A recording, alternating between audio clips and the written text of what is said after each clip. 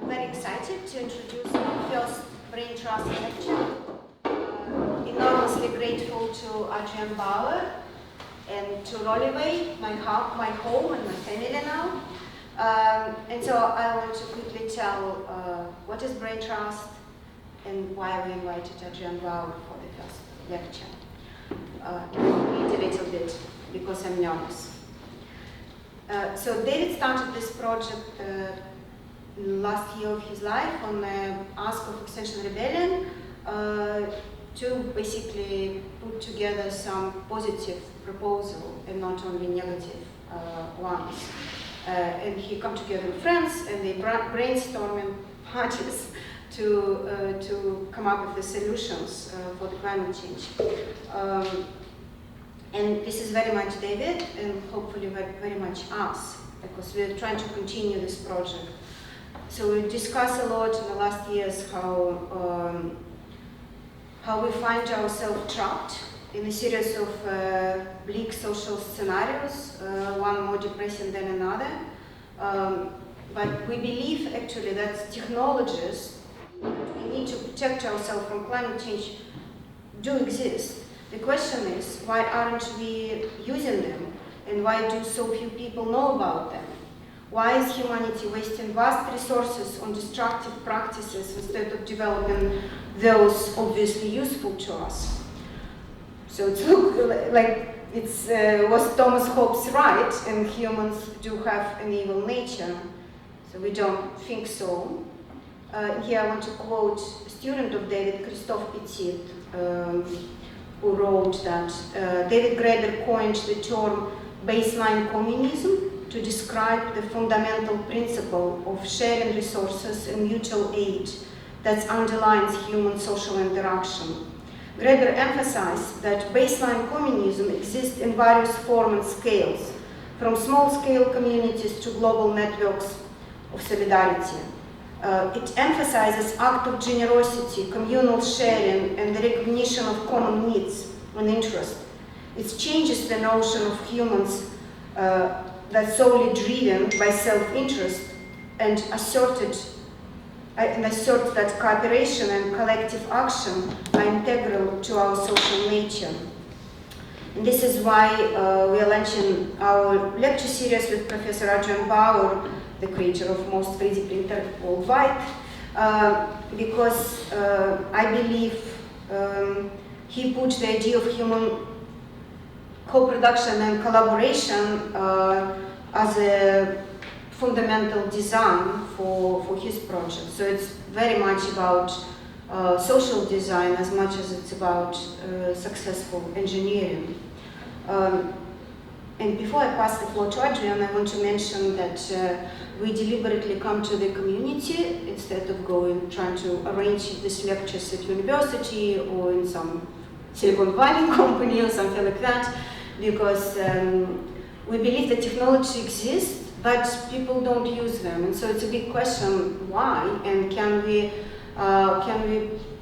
bring it to the community so not only geeky people, programmers, activists, and so on, use the technology that actually can make communities autonomous from existing system that is obviously in collapse. And Jim, thank you very much. Good evening, everybody. Artificial, just to distinguish from things that are natural. The obvious meaning of the word that we all know, namely things made by people as opposed to things made by nature. You can see I have an updated what I'm going to do is I'm going to make some general remarks about why I think certain systems behave in the way they do. And I'm talking here about technical systems, but in technical systems, having said artificial, I'm also going to include natural systems. And then I'm going to say a little bit about the project which Nika has kindly mentioned, that I started and how it fits into that framework. Then I'm going to say a bit about how, as I'm an engineer, how this might progress technically, and then look at the end about how the ideas may spread. So anyway, let's start fairly broadly with all of human history. There it is on one graph. Human beings, Homo sapiens, evolved 300,000 years ago. Well, archaeologists, paleontologists keep moving this date backwards, and that's where it currently stands. And human history is, most of it, rather unpleasant, as you can see. The top line is the percentage of people living in absolute poverty. Now, it's pretty straight because it's an estimate, and the United Nations weren't gathering very many statistics 250,000 years ago. The red line on the bottom here is life expectancy, which again is an estimate. Not everybody was dropping dead at the age of 25. What the line here at 25 means is that life expectancy was such that half of people lived to 50 and half of people died when they were 0. Anyway, so extremely bad news. I put the invention of the bow and arrow here. My name is Bowyer, so that means a maker of bows, and I felt obliged for family history reasons to stick that on there 50,000 years ago, so you can see that I come from a long line of armaments manufacturers. At the extreme right-hand end, though, things start to sort of improve a bit. Now, as soon as I saw that, I thought, well, that's got to be agriculture. Agriculture's the thing that's got to have made the difference there and started to drop poverty and increase life expectancy. But no, not really. We've had agriculture for about 12,000 years. So if we look at the right-hand end of the graph, things are pretty much the same for most of the history of agriculture. Around about here, we've got the Han Dynasty in China, or the Roman Empire in Europe. And things haven't improved by the invention of agriculture 12,000 years ago in the Fertile Crescent in Mesopotamia. Okay, so maybe it was the creation of machines. Let's look again, zoom in on the right-hand end of the graph. We've had machines for about 2,000 years. We've had ocean-going sailing ships. We've had mills that grind corn and so on, driven by water wheels. We've had horses and carts and so on. We've had machines for a long time. And again, the creation of machines in themselves doesn't seem to have made an awful lot of difference. So again, we're going to zoom in on the right-hand end. And the thing that made the difference was the Industrial Revolution. Now, the Industrial Revolution has caused a number of problems with which you'll all be familiar, and which I won't bore you with because you are all familiar with it, or with them. But the one thing it did was to drop poverty extraordinarily. It used to be that 90% or more of human beings alive were living in absolute poverty. Now the figure is too big, it's 9%, but 9% I hope we will agree is considerably better than 95%. And similarly, life expectancy has grown, and now life expectancy is up around 17 on average for the whole human race. And the thing that the Industrial Revolution did, as opposed to the creation of machines like sailing ships and horses and carts and so on, the thing the Industrial Revolution did was to have the idea that machine B would be made by machine A. In other words, you had machines making machines. That's the thing that made it work. Incidentally, all these numbers on this graph, the ones at the left-hand end, which I was extrapolating, were extrapolated by me, but these all come from our world data at Oxford University. Okay, so machines making machines. The way the world is currently organised, most machines, most things like the chairs you're sitting on, sir, are made by companies. Let's look at the world's biggest companies, and there's a list. And we can see that these are all pretty good examples of trickle-up economics. The money comes from large numbers of small people looking at the occasional advertisement and trickles up to Alphabet at the top, and they come out at number 4 on the list. Apple is number 1, as you'll probably be aware. It's the company with the biggest market capitalization in the world. Now, by big here, I'm talking about market capitalization. There are other ways to measure bigness in companies, but this is a convenient way to learn. That's one of Apple's first computers. That's Google's first landing page for Google search. That's the original Tesla and so on. These are the original products of those companies. And those companies, some of them, do make things. Apple certainly make machines. Microsoft makes some machines, so they also sell a lot of software. Saudi Aramco sells a lot of oil. Google, though it's not their main business, makes some machines. Amazon sell a lot of machines. Nvidia make nothing but machines. They make graphics chips, which of course are also the foundation of modern AI. And so on all the way down. Tesla certainly make machines. So these are people making machines using, in the present day, what happened in the Industrial Revolution. But those are the world's biggest companies. Surprisingly, the world's biggest industry, though, is this bloke. There he is, standing a few. Agriculture, perhaps unsurprisingly when you think about it, is actually the world's biggest industry. It's bigger than those companies we saw on the previous slide. But there's an interesting question here. If that's the world's biggest industry, why are no farming industries among the world's biggest companies? You'd expect, all other things being equal, that the world's biggest industry that we all engage in, or at least use the products of, would be one of those that was appearing in that previous list, but it's not. And that is inherently surprising. Anyway, I shall return to that question in a minute. Let's go back to looking at making things. This is a pie chart. You may not even be able to see it. There's a really thin orange sliver there. That's a bit of a pie chart. And there's the great big blue bit, it's the red bit. This is a pie chart of global annual manufacturing output. It's quite difficult to get this in terms of mass, incidentally. You can get all sorts of figures about money and so on, but if you want to know what actual metric tons are made, anyway, so this is, again, to be taken with a slight pinch of salt, because it's a back-of-an-envelope calculation by me. Something that I've labelled L, the big blue bit, is 1.5 times 10 to the power of 14 metric tons. And then there's a tiny little bit, which I've labelled MBL, which is about 5,000 times smaller. What are those two things? Well, there are these two things. L is life. Cell, that's your fingernails grade, that is. When you add it all up, it's a lot. It's particularly a lot when you remember things like, in a year, annual manufacturing output, bacteria, which reproduce every 8 hours, make an awful lot of mass. And the little MBL thing is things made by life.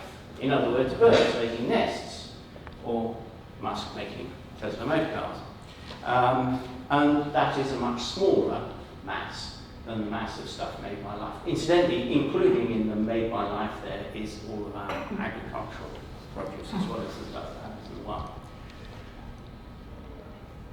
So if we look at made by life a little bit, basically what's happening there is self-replicating machines, birds, you and me, build things from stuff they find lying about. It's exactly the same if you want to make a motor car as if a bird wants to make a nest. The bird goes out, finds some twigs and leaves, bits of fluff and builds a nest. You want to make a motor car, you go out and you start by finding a deposit of iron. Stuff that you find lying about.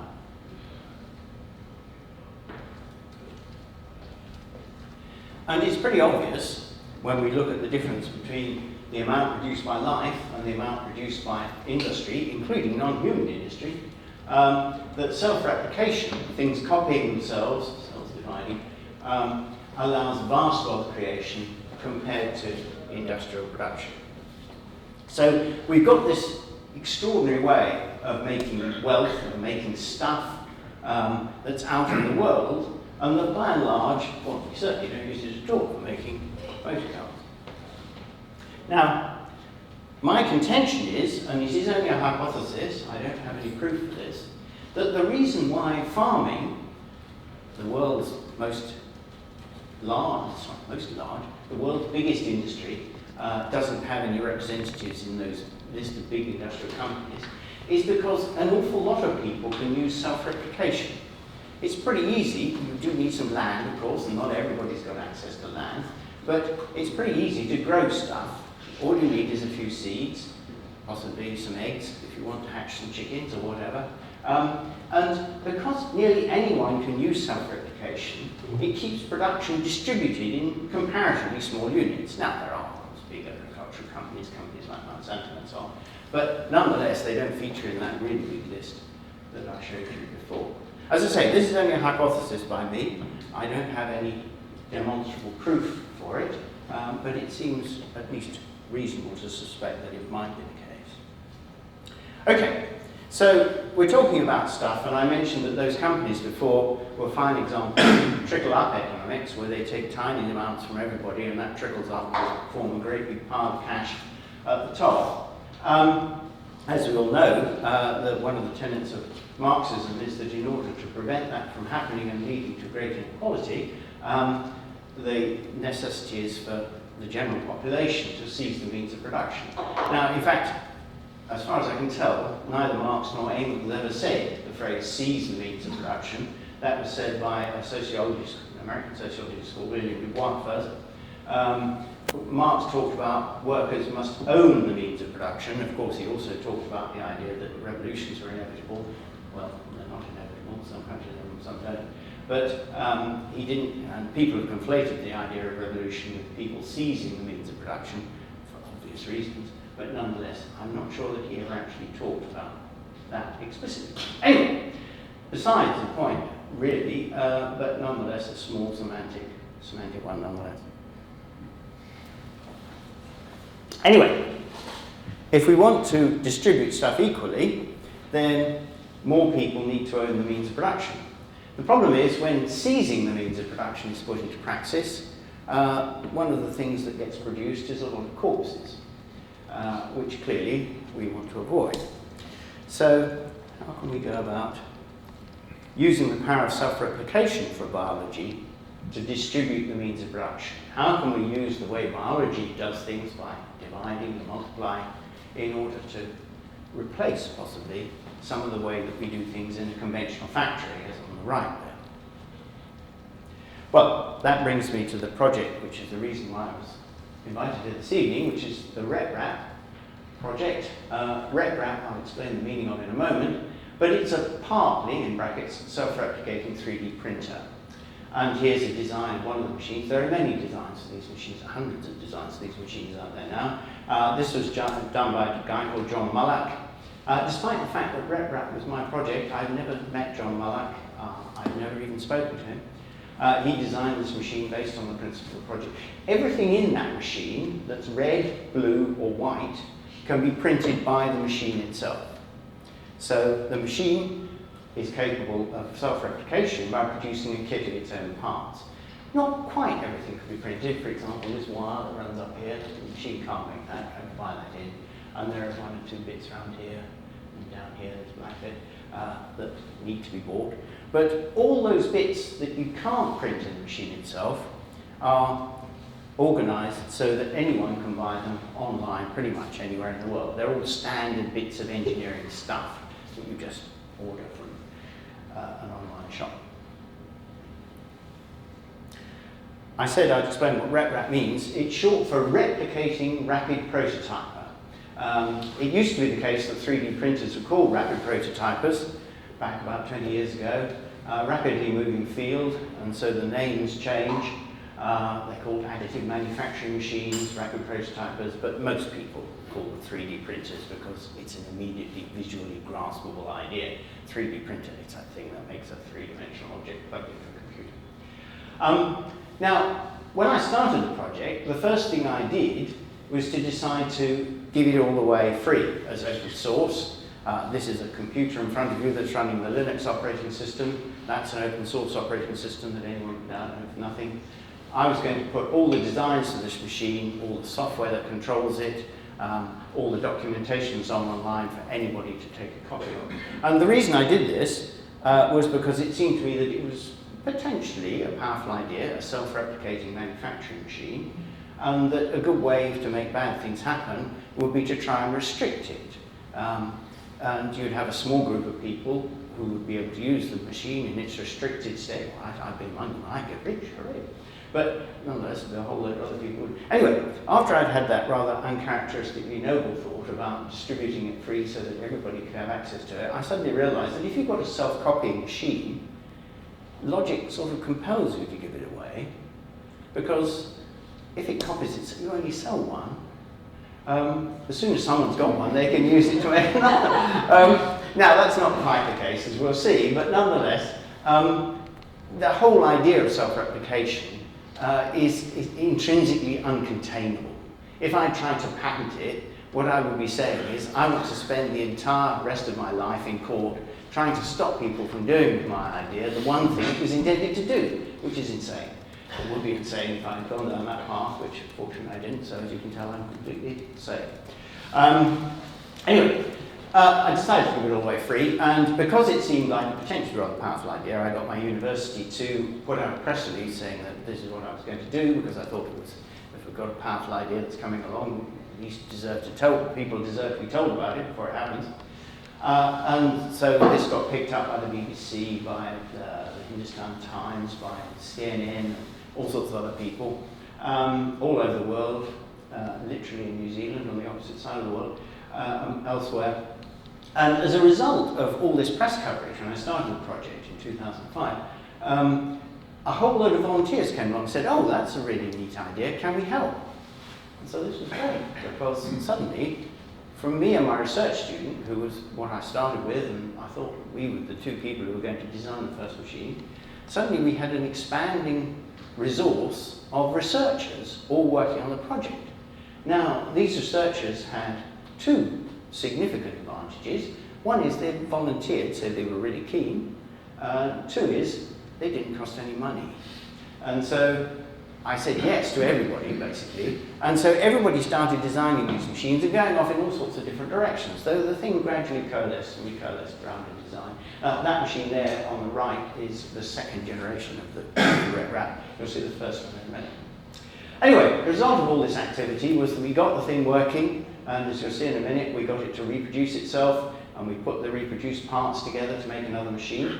And it all sort of took off, and in fact most 3D printers made in the world are either RetRaps or RetRap derivatives. In other words, they're people who, they're made by companies or they're made by individuals who've used the RetRap data in order to make them. Okay, another aspect to the way in which I came through to the idea was entirely a biologically inspired one. At the time, I was working in the biomimetics group at Bath University. Biomimetics is copying ideas from nature out of nature into engineering. And what I wanted to do was to copy something that biologists call symbiotic mutualism, but most people in the general public call symbiosis. The most famous example of symbiosis is the flowering plants and the insects.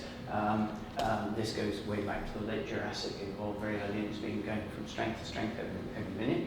And we all know how this works from school. We know that plants must move their pollen, the plants themselves don't move, the bee must eat, and the plant pays the bee with food to move the pollen, essentially. The bee visits the flower to get the nectar, and as an inadvertent consequence of doing that, takes the pollen on to the next flower. And this is what biologists call an evolutionarily stable strategy for both. In other words, it's an evolutionary point which it's very difficult to evolve away from because it works so well. And human beings, of course, get involved in symbiotic mutualisms as well. And going back to agriculture again, our most famous one is agriculture. Cows and wheat must have somewhere to grow and to reproduce, and people must eat. And so we provide the cows and the wheat with somewhere to grow and reproduce, and they repay us just like the flowers of the nectar. They repay us in milk, and of course meat. They repay us in their own corpses, bread and so on from the wheat. But of course, evolution doesn't really care about individuals dying as long as they reproduce successfully. And if we look, for example, at a fairly well-known agricultural animal, the chicken, sure, we eat chicken, but chickens are also evolutionarily the single most successful bird that has ever existed. There are 25 billion chickens on Earth. That's more birds of that species than any other ever. And the reason is because they have a symbiotic relationship with the most powerful organism that's ever lived. And this again is an evolutionarily stable strategy for both us and for the animals and plants that we use in our agriculture. And I set up RetRap to work in the same way. Here we've got the rat machine, the second generation one I showed you before, and as I mentioned, you have to put the parts together after it's printed them. This particular one also uses threaded rods that you can buy from B&Q, so that's easy. So, from the rat machine's perspective, in order to reproduce, it needs to be assembled, something it can't do, just as the plant can't move its pollen on its own. And people need to have goods. We need to have, I don't know, coat hooks or cat flaps or some other plastic object that we might want. So what the rat machine does is it pays the people in the goods they want by manufacturing those goods for them in order for those people to help it to reproduce. In other words, the rat machine is taking the role of the flowers, the people are taking the role of the bees, and the goods the machine makes are taking the role of the nectar from the flowers. And once again, I rather hope that this would turn out to be an evolutionarily stable strategy for both, as it were, species. I don't really consider rat machines to be a species, but human beings certainly are. And of course, one of the interesting things about this, you'll notice, is that it doesn't actually involve any money anywhere. Now, of course, you need to spend a little bit of money to make one of these machines because it doesn't reproduce all of its own parts. You need to buy some bits in from elsewhere. But the point nonetheless stands. Okay, so anyone with a plant can grow a seed for a friend. And anyone with a rat machine can make another rat machine for a friend. And this is a picture of the very first time the machine replicated on the 29th of May 2008. That's the original machine, and you'll see that again in a little while. And that's me. The guy over there is one of the volunteers on the project from New Zealand, a guy called Vic Oliver. That machine made the parts of that machine. And so excitedly on the 29th of May, we finished putting that one together, and it didn't work. But we discovered that we'd made a stupid mistake that had nothing to do with the machine copying itself. You can't really see it all that clearly, but there's a belt, a toothed belt that runs around the machine there that drives this platform up and down. And we cut the belt too long, like fools, which we are. And we discovered that if you just took a screwdriver and held it against the belt to tension it, then the machine worked fine. So great, we thought. We sat down at the computer, we designed a belt tensioner on the computer-aided design system, got this machine to manufacture it, bolted it onto that machine, and then that machine worked fine from then on. So with self-replication, you get self-repair for free, just as you, as a self-replicating organism, get self-repair sort of for free. If you cut your hand, your cells will marshal themselves and start reproducing in order to put your hand back together again.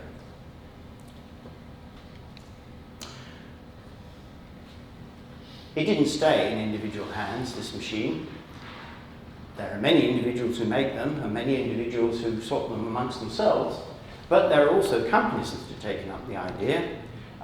This is a company in the Czech Republic owned by a guy called Josef Bruscher, and he has a warehouse full of rat machines, all printing more machines, which he assembles, puts in cardboard boxes, charges people $600 and ships them out to them. And it literally is a farm. It's like breeding chickens. It's doing the same sort of thing. One of the advantages of this strategy from his perspective, several advantages, two of them I'm going to mention. The first one is that because he's using these machines in production in vast numbers, he's got a really strong incentive to make it reliable. What you don't want to be doing is going down and swapping out every third machine every 2 days. So his design is one of the most reliable in the world, simply, as it were, by evolution, because he's made it more and more, he's designed out all the things that make them unreliable. And the second big advantage that he's got, because he's not to make plastic parts using the way that plastic parts are conventionally made, which is injection molding, that's how this cup was made. You make a die the shape of this, with a hollow in the shape of this cup, you squirt plastic into it. It costs about £5,000 to make such a die, which incidentally is about 10 times the cost of a rat machine. But once you've made that die, it can only make that cup forever. You can change the design on these things for the machine when you've got an improvement, literally in 20 minutes. So it's really very neat when it comes to updating the mechanical parts of the machine. There are other companies that run similar farms. Okay, So a little bit of stuff about 3D printing itself. It's the second most versatile manufacturing technology we know about, or we have. You might immediately ask what's the first. That's back to the thing we were just talking about, namely objects, items, living organisms, growing. The most versatile way of making anything that we know about is grass growing, oak trees growing, whales growing. But 3D printing is the second most versatile. And I just wanted to say a few words about why that is the case. And to see why it's the case, we have to ask another question: why is it the second most versatile? And the question we have to ask is, how difficult is it to make something like this cup or this computer or those chairs? And broadly speaking, there are a few more, but broadly speaking, we have two ways as human beings to make something. The first way is basically a computer-controlled electric drill. What we do is we have an electric drill sitting here with a drill bit sticking in it, it spins round and round, and then we move it around in space with the computer, and it cuts the object we want made out of a solid block, like a sculptor chiseling something out of marble. Now that's what's called, obviously for obvious reason, called a subtractive process. We're subtracting material to make the thing we want. 3D printers, on the other hand, are basically a computer-controlled glue gun. What we've got is plastic coming out of a little nozzle here, and we scribble the first layer of the object we want on a flat plate, and then we move up a little bit, and scribble the next layer, scribble the next layer. We're building up layer by layer by layer.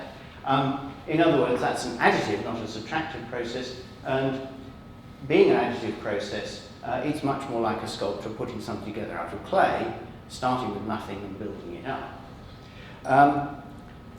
Now, obviously, if we're going to make something by one of those two processes, we'd have to have some sort of description of the shape of the thing that we want to make. So, when I said how difficult is it to make something, what we've got to consider is how do simple or complicated shapes, how do simple and complicated, let me try and actually say what this is on the slide. What does simple and complicated mean for solid shapes? In other words, what is a difficult problem when it comes to make something? What is an easy problem when it comes to making something? Well, the first way things are easy, this is a diagram drawn by an old friend of mine for a textbook years and years ago, which I just nicked for putting in this talk. The first way is what technical people call combinatorial complexity. Forget about making things at the moment. If you've got 1,000 names and you want to sort them into alphabetical order in a computer, that takes a certain amount of time. Pretty obviously, it's going to take longer for it to sort 1 million names. It turns out not all that much longer, but nonetheless longer. And that's an example of combinatorial complexity. The more things you have to deal with, the more complicated the thing you've got to do is. But three-dimensional solid shapes can be complicated in another way. There's the dimension here, which is at right angles to combinatorial complexity, which is analytical complexity. Does the object you want to make consist entirely of flat surfaces? Or does it have fancy curving shapes, like, I don't know, an airplane wing or something, described by complicated pieces of algebra? In other words, we've got sort of algebra along that axis. Is it a bendy thing, or is it a nice straight thing? And finally, and this is the key one, there's dimensional complexity. If we look at a shape like this, even though it's got thickness, it's essentially a two-dimensional shape. This is a more complicated two-dimensional shape, but something like this object here is a fully three-dimensional shape. So we've got 2 dimensions going up to 3 dimensions along that axis. Now, when we have to make these things, that dimensional axis is the thing that really kills us. Dimensional simplicity is the key to making something. Here's a turbine blade being manufactured by the electric drill machine that I mentioned, and that's the drill bit which has got to be moved around in space. You might imagine that solving that problem for the computer will be a 3-dimensional problem. You've got a 3-dimensional object, the computer, as it were, visualizes, and the machine has got to cut it out. But no, not only do we have to move the end of this cutting tool and the electric drill around, front and back, left, right, up and down, that's 3 dimensions, it's also possible to twist it about those axes.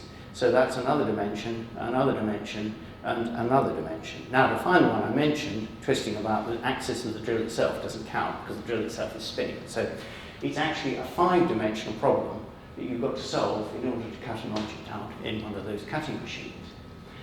And the one thing you can tell if you've got anything to do with computers, as the number of dimensions increases in the problem you're trying to solve, the difficulty of the problem increases incredibly hard. Increases incredibly greatly. And in fact, it's the case that these machines, there are shapes that we know they could make, but we don't know how to tell them to make them. In other words, this machine, or these machines, have capabilities that we cannot exploit. They're physically capable of doing it, but we just don't know how to tell them to do it. We're getting better and better at it, but nonetheless, that's still the case. But now think about 3D printing. You remember I said it built things up in layers? We're only ever dealing with a two-dimensional problem. In other words, we've taken a five-dimensional problem in this technology and reduced it to a two-dimensional problem with 3D printing. All 3D printers are capable of making every physical object that can be described to them, because it's really easy to deal with slices through things. That's straightforward computation. So that's the reason why 3D printing is so versatile, because it's so easy to program it. Okay, so having said a bit about 3D printing and how I got the idea of a self-replicating 3D printer that could be shared by anyone who wanted it, let's spend a little bit of time looking at where we might go next. And now, these are mainly my ideas. This is not in any way a sort of authoritative survey of where everything's going in the industry. It's just some thoughts of mine, things that I dreamed up or whatever. So here's nothing to do with 3D printing. This is a CT scanner. Some of you may have been put through one at times.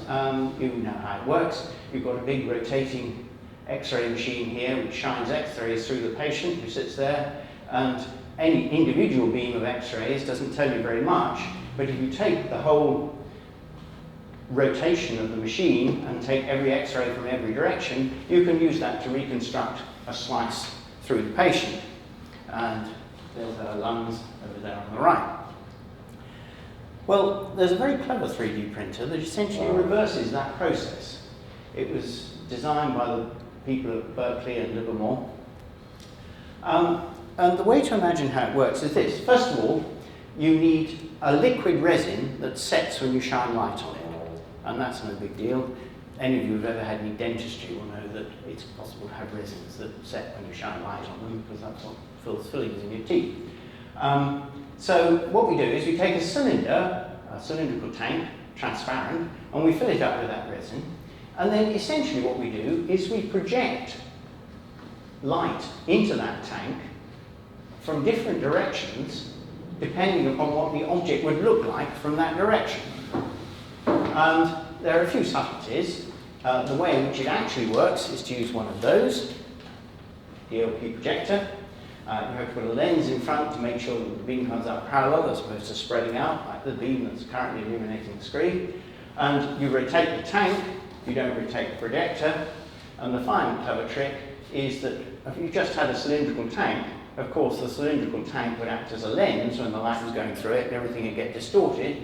So they put a rectangular tank around it, filled with a liquid, which is exactly matches the refractive index of the resin, so the light just goes straight through without bending. And you can make three-dimensional objects that way, with basically a single moving part, namely the rotation of that tank. I thought that was a really clever idea, so I decided to get rid of the moving part. And how I did it, sorry, let me rewind from how I did it.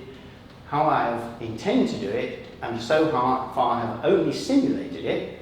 So this is not a real physical object, this is something that just exists as a piece of computation and mathematics.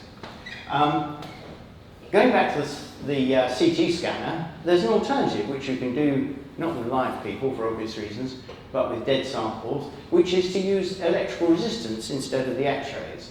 What you do is you have a tank, you fill it up with salty water which conducts electricity, you put some, in this case it's rabbit lungs, you drop some rabbit lungs into it, and if you did a CT scan of them it would look like that. But when you pass the electric current between these electrodes, which you can see distributed in a ring, you can also build up a rather cruder picture of the lungs. And that's a thing that's made by a company called Spectrum. So what I thought was, well, why not take that idea, take a tank, put electrodes all over its surface, fill it up with a resin that doesn't set with light, but sets when you pass an electric current through it, and then use a computer to send in electric currents between pairs of the electrodes all over the surface of that cylinder and build a solid object entirely inside the volume by the electricity passing through the resin and causing it to set. Anyway, I thought of it 4 years or so ago, and I've been playing around with the idea ever since. The nice thing about it is it has no moving parts at all. And it will print an entire object in one shot, ideally very quickly. I don't see a reason why it shouldn't be very quick. But on the other hand, as I say, it is highly speculative, relies on many assumptions, and so far it's only been simulated. The first problem you get when you try and simulate it is this. Imagine that's the tank. Imagine taking a slice through the tank, so you're just looking at one circular slice, not the whole tank. And this circle here, ignore the flat bit, that's just part of the plotting program. This circle here, you can roughly see, is the circle across the tank. And what I've done is to tell the thing to solve all the partial differential equations that work out what happens when you pass an electric current between pairs of electrodes on opposite sides. Basically, we take two electrodes opposite, pass the current through them, go around to the next pair, and so on all the way around. And the first thing that's immediately obvious is that when you try and do that, it sets solid around the edge and stays liquid in the middle, which is obviously the exact opposite of what you want to happen. So we need some way to fix that. How many of you have ever used Loctite on threads? It's a really clever idea. It's that blue liquid at the top there. If you put Loctite on a screw thread and then put a nut on it and tighten it up, the Loctite is a liquid, and it's a liquid resin that's set solid in the absence of oxygen. Let oxygen in and it goes liquid again. So what you do is you put liquid Loctite on the thread, you tighten the nut up and it sets solid and it locks the nut, stops it vibrating loose. The big problem for the guy who invented it, and I should be able to remember his name, but apologies if I can't, was not so much inventing the resin, it was inventing a bottle that let oxygen in. Because you need that in order for it to come out of the nozzle at the end. Anyway, there's no reason why we shouldn't use the same trick to make a resin that is actually solid when there's no electricity going through it and becomes liquid when you start passing an electric current through it. In other words, it's the opposite of what we had before. So what that does is to take our solid round the edge, liquid in the middle problem and turn it into liquid round the edge and solid in the middle, which is kind of nice. And you can now run the simulator, put a whole series of voltages across the thing and build a whole series of cylinders inside the cylindrical tank of different radii, depending on what voltage you put in. Now, this graph is actually backwards. The voltage is the independent variable and the radius is the dependent variable. The reason I put them backwards with the voltage up the y-axis and the radius along the x-axis will become apparent in a moment. But anyway, you stick a load of voltages in and you put a big voltage in, you get a small radius, unsurprisingly, because more of it stays liquid. You put a little voltage in and you get a big radius. And that's the curve. Now we can use that curve to drive the machine. So we want to make a rectangular block. We can figure out how the rectangular block is solid across a radial line and then put the right voltage in as we go round and round to make the thing. And that's about as far as it's got at the moment. So we can use the graph from the simple cylinders to figure out how to make the machine make complicated shapes. Anyway, I've been blogging all this and open sourcing it as it's gone along. If someone wants to have a play around with it, you're welcome to do so. And particularly if you could know a resin chemist who can make a resin that becomes more liquid when you pass electricity through it, let me know. Now, one of the things about this technology is that you do need to be a bit of a nerd in order to use it. Not the stuff I've just talked about, but 3D printing in general. What we'd really like to do is the way we make pictures now, which is just to tell an AI what picture we want. You know, I want a picture of Adrian Bowyer standing on a cliff looking down at the sea. It goes away and generates a picture of me from all the pictures of me that haven't been online.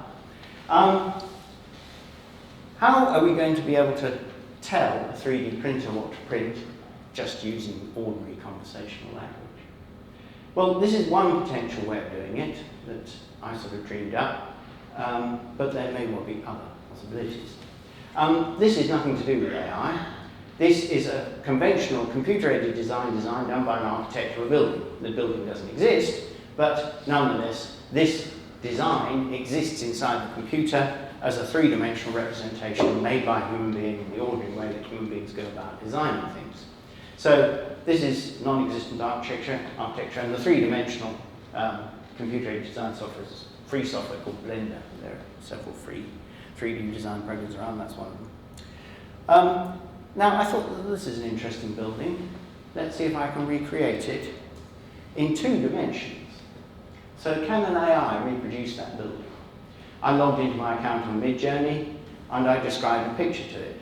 The exact description I gave it was this: a glass-fronted single-story building on a street corner with a sinusoidal roof and a large helical glass tower projecting from that roof, viewed from across the street, aspect ratio 2:1. And it came up with this immediately. Now, it's not the same as the thing you've just seen, but I think you can see that they're related. And that took me very little time indeed. From having the idea to actually having these 2 pictures in front of me, it took me 1 minute and 20 seconds. But this isn't a 3D design. Midjourney generates pictures, 2-dimensional things. It knows, it doesn't know anything.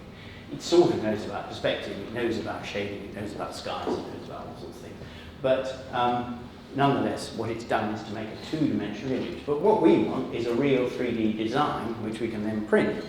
How are we going to do that? Well, in order to do that, I think what we could do is use an AI called a generative adversarial network, or GAN for short. Forget the bit at the top at the moment, the bit down the bottom, and forget about making models of solid objects for a minute. Let's suppose we want to make pictures of faces. Well, the way a generative adversarial network works is this. It has a piece of AI software that's useless, that makes a picture of a face. Now, this one's actually quite a good face, but initially, when it starts, this would be rubbish. It might have 2 dots where the eyes are and nothing else. But it has another AI over here, which is the generative adversarial network critic. And what that does is to compare it with 1 billion real faces and say that's rubbish. And so the generator has another go, and it goes round and round this loop until it comes up with some pretty good-looking faces. And this face is actually AI generated. That human being never existed. Cool. So that's how a generative adversarial network works. And now you've set this up. And incidentally, these 2 things both learn at the same time. This is learning how to make faces. This is also learning how to be a better and better critic. As this gets better and better, this gets more and more picky. And so the whole thing is in a positive feedback loop, going round and round making things more and more realistic. Okay, how can we use that to make 3-dimensional designs? Well, let's stick with the architecture for a minute. Make me a building to print. Well, we essentially go through the same process with a couple of extra steps. We have the generative adversarial network generator, and what that does is to make a thing called a CAD script. In other words, it's a computer program that you feed into a conventional 3-dimensional design program, and that 3-dimensional design program then makes a representation of a solid object in the computer. And from that, the CAD system, computer-aided design system, can make a picture. So that was the picture that was made by the CAD system.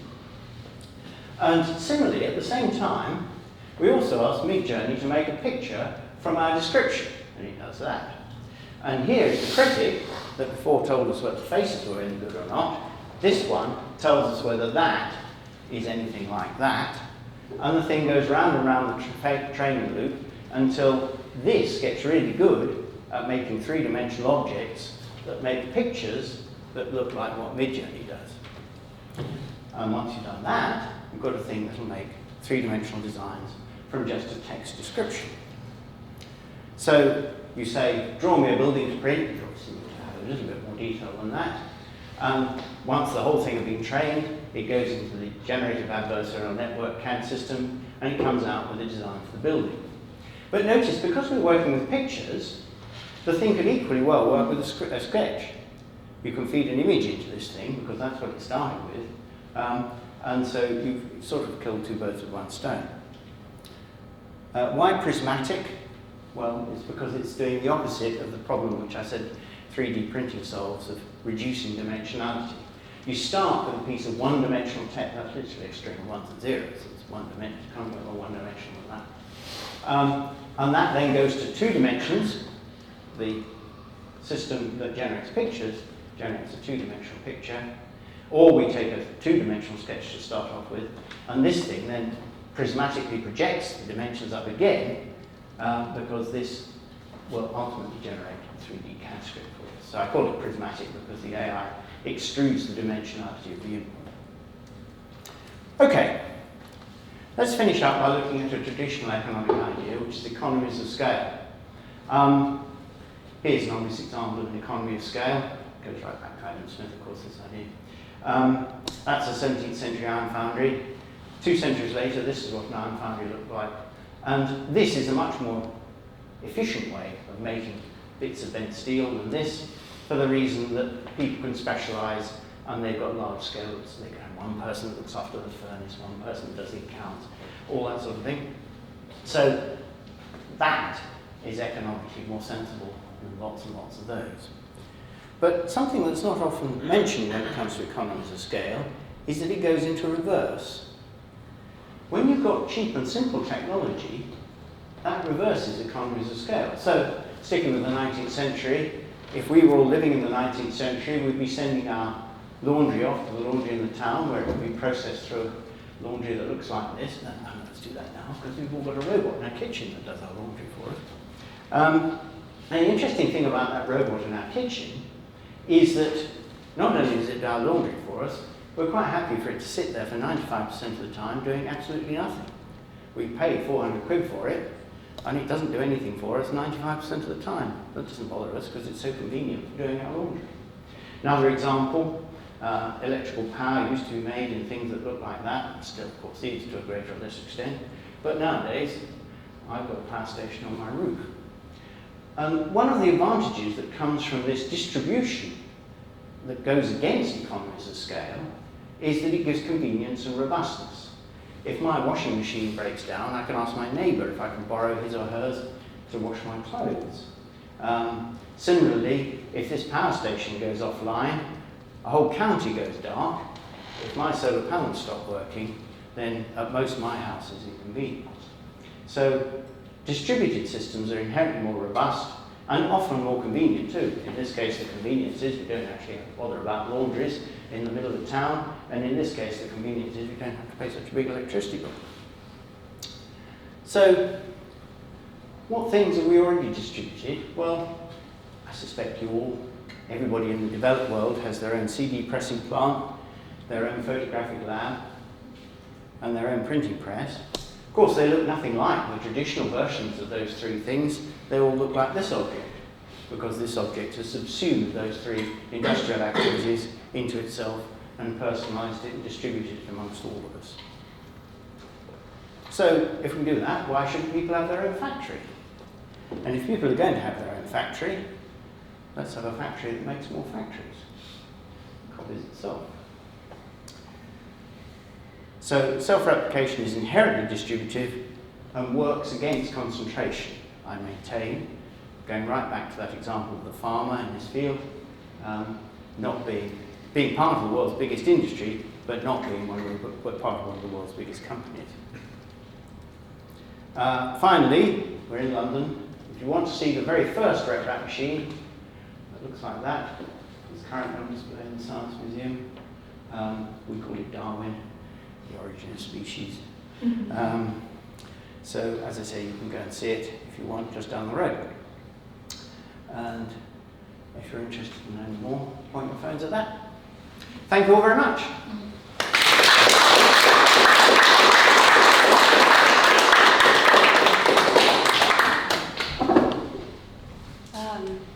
Yeah, thank you so much.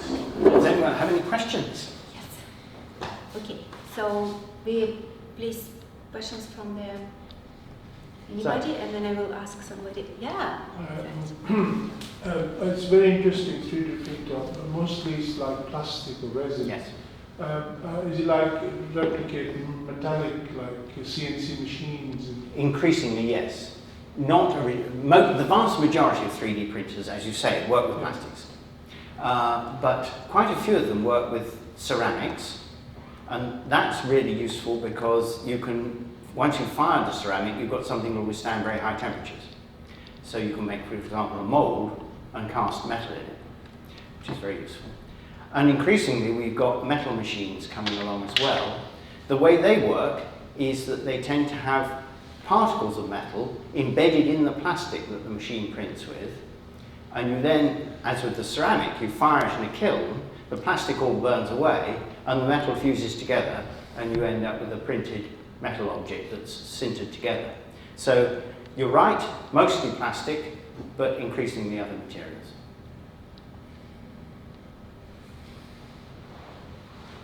Any other questions? So, what's the is the REPRAP currently a standardised size? Is it able to make? It's like one of those several cubic long ones. Able to make a bigger one. Typical size of the machine, without the back, would be about the size of the bottom of that chair there. So forget the back of the chair, that size. But two things: people make them quite small. There are machines that are about this big. There's a little machine that's just come out. People have designed, or some guys have designed called the baby bell printer, which is about that big. People make big ones as well, for obvious reasons. You can print big things. But the really clever thing that I just saw literally a week ago is that some guys have made a REPRAP machine that's self-expanding. So if you imagine the machine printing, suppose this tabletop where it was printing, it scribbles on the tabletop and it moves up a bit, scribbles the next layer, scribbles the next layer. In addition, what their machine does, in the four corners where it's printing, once it gets to a certain height, is it starts printing extra screw thread for it to wind itself up on. So it can literally grow all the way up to the ceiling. And it's a rectangular shape like this, which means that the rectangle you can fit in it can be arbitrarily long. You then take a long rectangle that it's made, turn it, put it on its side, and you can then print a machine that's a square that's arbitrary. It's, as I say, it's a self-expanding REPRAP. They haven't got it working yet, though they've got elements of it, but they've got the screw thread printing bit working, which is really clever. And so there's the potential for these machines actually to print something bigger than themselves. Not actualized yet.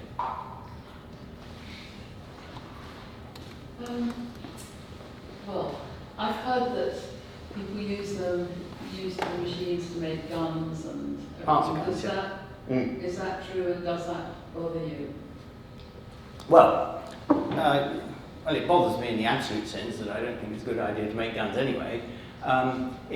As from the perspective of 3D printing technology, it doesn't bother me very much because if you, and I can see you are, if you were a terrorist who wanted to make guns and you came to me for my engineering advice would be forget 3D printing, buy a lathe. Now, you've been able to buy lathes for 200 years, metalworking lathes, and if you want to make guns, you buy a lathe, you don't worry with 3D printers. So is it a bit of a myth then in that? Well, it's not a myth. People, in particular, people make the non-firing bits of guns, like the stock and like the bit that holds the trigger mechanism and so on. Now, those are parts which are both more complicated in shape than the barrel and the breech and so on, but also are not subject to the same stresses as the barrel obviously is, because it's got to withstand exploding gases. So, yes, people do print bits of guns, but people have been able to make guns for, as I say, ever since the dawn of the Industrial Revolution, really. The interesting thing, incidentally, about manufacturing guns, and here we are living in a country of 65 million people, is that surprisingly not that many people do it, even though it's perfect. It's been possible for centuries to do it, not many people do, in actual fact. So when the first time we talked, that was quite some time ago, you also mentioned that 3D printer may be used to manufacture drugs, like medicine? Not directly, but yes. One of the things that it's quite easy to make with a 3D printer are what are called fluidic devices. That is to say, plastic objects with channels through them where different fluids can flow and reaction chambers where chemical reactions can occur. And you can print things that will act as little pumps to move material around these things and so on. So what you can do is you can print a miniature chemical manufacturing plant. And once you've got that, of course, assuming it's capable of dealing with the chemistry you want, you've got something that will make drugs for you, either legitimate or illegitimate. An interesting aspect of that, an interesting difference incidentally between countries in Europe and countries and the United States, is that patent law is different in the two countries. If in this country, in the rest of Europe, you make something for your own use, even if that thing's patented, you're perfectly entitled to do that. What you're not allowed to do is to sell it. You're not allowed to make any money by making it. But you are allowed to make things for your own use that are patented. Not true in the United States. You can't make things for yourself, even if you're not going to make any money out of it. It's a patent thing. Now, of course, what that means is that if you've got a little chemical plant in your kitchen that will make a patented drug, as long as it's only for your own use, the company that patented the drug can't actually do anything about it if you're in Europe. Hi, going back to the question about materials that can be used. Yeah. Do you know of any examples that have been using bio-based materials? Yes, yes. In fact, I built such a machine about 5 or 6 years ago for another company. The way that tends to work is they have, instead of melting plastic and having it come out of a nozzle and building with that, they tend to have a computer-controlled syringe where the needle lays down the material. And you can take, for example, a gel that has living cells embedded in it, and you can build that up into a pattern. So people have used 3D printers to build scaffolds for living organisms to grow in. There's a 3D printed bladder that was made for a rabbit, for example, and it's as an experiment. What the rabbit thought about it is not recorded, and we might have doubts about that, but nonetheless we do need medicine. And so, yes, is the short answer. There's a rather nice design of 3D printed biological material, which was done by a guy called Josh, I can't remember his second name, anyway, Josh something. What he does, if you imagine putting sugar into a 3D printer, sugar of course melts, and you can print with it as if it were plastic. So what he does is he prints a three-dimensional tracery of sugar, solid sugar paths in space, forming a thing that looks like a sort of bunch of wool crumped together. Then he puts a gel around that which contains cells that form blood vessel walls. And because cells like sugar, they all migrate to the surface of these sugar cylinders and form a cell wall all through this object. So what you've got is a blood supply system in 3 dimensions that started off as a load of candy floss and then turns into a piece of material which might one day perhaps be transplanted into a patient. Maybe a slightly metaphysical question, but Best kind. I assume you know about the paperclip. Yes, yeah. yes. Just in the context of like this discussion in artificial intelligence about whether like what's the responsible use of this, what's the potential sort of future catastrophic implications of it or whatnot. Yeah. I'm kind of curious if you have a doomsday sort of worry or a scenario Not really. self-replicating machines. No, I have two reasons that I'm not worried about artificial intelligence and self-replicating machines. Let's deal with the self-replicating machines first of all. For the last 3.5 billion years on this planet, everything has been up to its knees in self-replicating machines. Self-replicating machines are the one things we really know how to deal with. Indeed, our oldest industry is entirely founded on self-replicating machines. We call it farming, as I mentioned earlier. So I'm not worried about self-replication as a threat because, as I say, it's something we really know how to deal with. As far as AI is concerned, people seem to be most concerned about the idea of artificial general intelligence, which is to say an AI which I haven't got yet, which is as clever as a human being in general purpose. But the reason I'm not too bothered about that is that we have, forget about artificial general intelligence, we have 8 billion general intelligences on the surface of the planet. All right, they cause a lot of trouble, but they do a lot of good as well. And again, we know all about how to deal with intelligent other agents. As human beings, dealing with intelligent other agents is the thing we start to learn as soon as we're born, and it's probably the one thing that human beings are really expert at. Every human being, I mean, some more than others, of course. But intelligence and self-replication, both aspects of the natural world, intelligence, of course, far more rare than self-replication. The vast majority of things that self-replicate don't even have brains. Yeah, I was just wondering what you kind of think about the future of copyright. And I've been reading a little bit about copyright, recently and stuff. And, well, AI obviously is sort of throwing a spanner in the current system that we have. That If you get an AI to write a film script, who has the copyright on the script? That's it, yeah. Exactly, yeah. And it's harvesting stuff from elsewhere and stuff like that. I've never been worried about. I don't understand why people are worried about that. Every writer doesn't get to be a writer unless they've read several thousand books. Why is it wrong that an AI reads thousands of books in order to be a writer as well? Why is that different? Can someone explain what the difference is? It's a good point, but sorry. Anyway, I can't I mean, it's funny, sort of the copyright stuff we have at the moment. That it began apparently as a censorship. Indeed.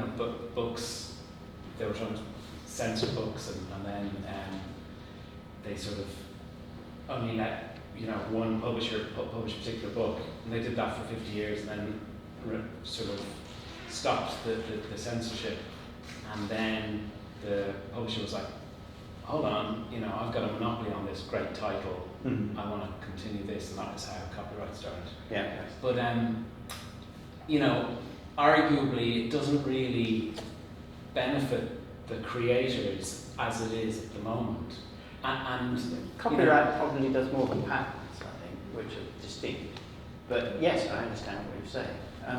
And one of the things about the law, which copyright is, of course, as a patent, is that it's the weakest level of control over what happens in society.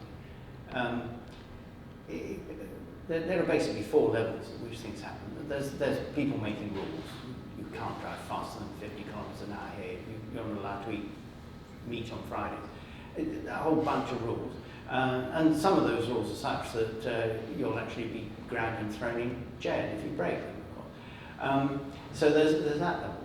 And then sort of above that level is the level of economics. Now, growing opium poppies is one of the most sustainable, profitable industries on earth, and yet it's against the law in pretty much every country, and the law just basically can't do anything about it. Of course, it attacks at various points in the chain, but the opium still gets through.